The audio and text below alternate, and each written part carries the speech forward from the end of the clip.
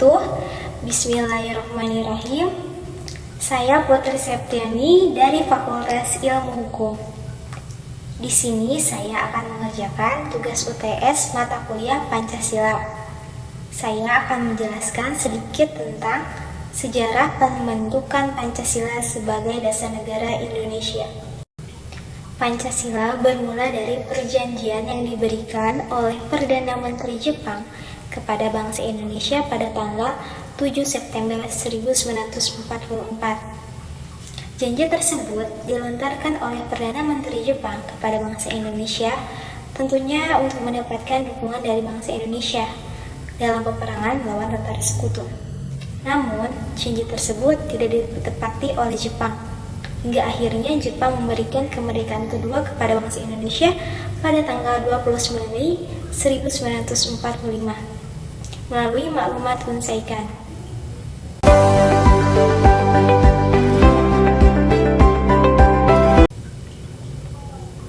Maklumat Hunsaikan memuat salah satunya yaitu Badan Penyelidik Usaha-usaha Persiapan Kemerdekaan Indonesia atau bisa kita sebut sebagai BPUPKI. Tugasnya adalah merumuskan Pancasila sebagai dasar negara Indonesia. BPUPKI terdiri dari 70 anggota, 62 anggota diantaranya orang Indonesia dan 8 anggota istimewa dari Jepang sebagai observer.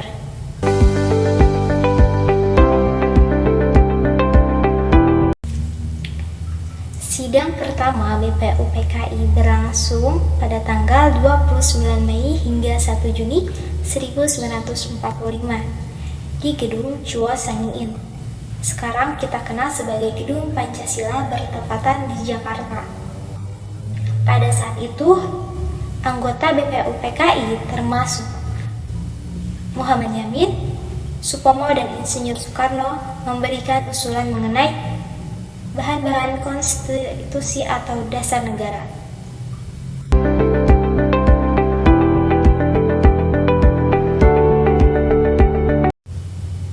Pada tanggal 29 Mei 1945, Muhammad Yamin mengumumkakan 5 dasar negara yaitu Pri kebangsaan, Pri kemanusiaan, Pri ketuhanan, Pri kerakyatan, dan kesejahteraan rakyat.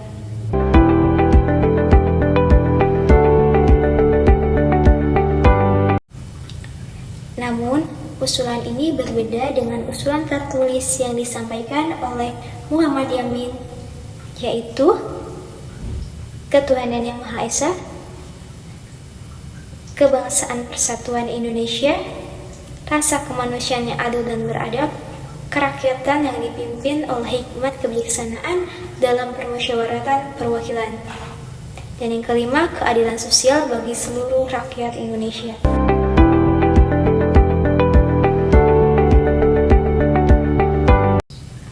Pada tanggal 31 Mei 1945, Supomo ikut menyampaikan usulan dasar negaranya, yaitu persatuan, kekeluargaan, keseimbangan lahir dan batin, musyawarah, dan keadilan rakyat.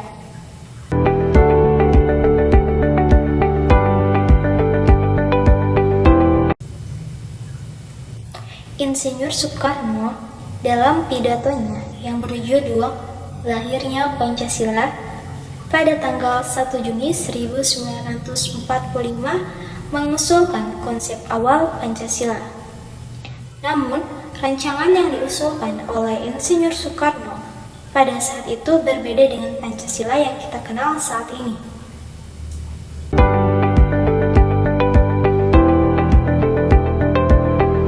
Perbedaannya terletak pada redaksi dan sistematika. Konsep Pancasila Soekarno pada saat itu yaitu 1. Kebangsaan Indonesia, 2.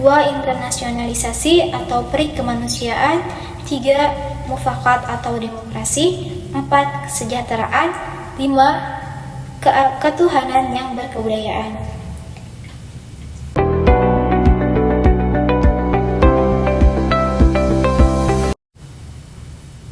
Untuk menyempurnakan rumusan Pancasila, BPUPKI membentuk Panitia 9 yang tokohnya terdiri dari Insinyur Soekarno, Muhammad Hatta, dan lainnya. Setelah melalui proses persidangan, akhirnya Pancasila disahkan oleh Panitia Persiapan Kemerdekaan Indonesia atau kita sebut sebagai PPKI pada tanggal 18 Agustus 1945.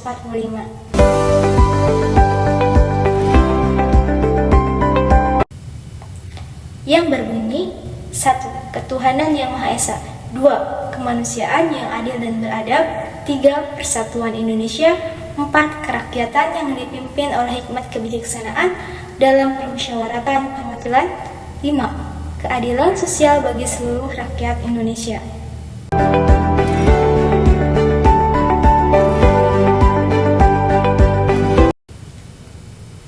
Dengan disahkannya Pancasila pada tanggal 18 Agustus 1945, rakyat Nusantara secara resmi memiliki dasar negara sebagai landasan bagi Negara Kesatuan Republik Indonesia.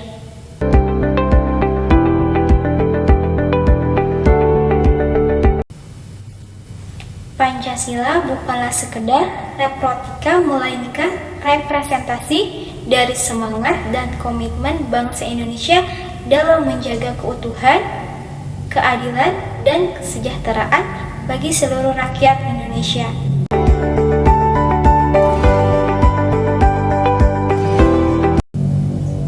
Demikian yang dapat saya sampaikan. Mohon maaf bila ada kesalahan kata, karena saya pun masih belajar. Assalamualaikum warahmatullahi wabarakatuh. We call this something Pancasila.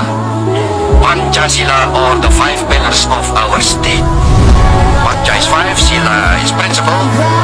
These 5 pillars do not spring directly from either the Communist Manifesto nor the Declaration of Independence. Indeed, they are ideas and ideals which have, perhaps for centuries, been implicit amongst our people.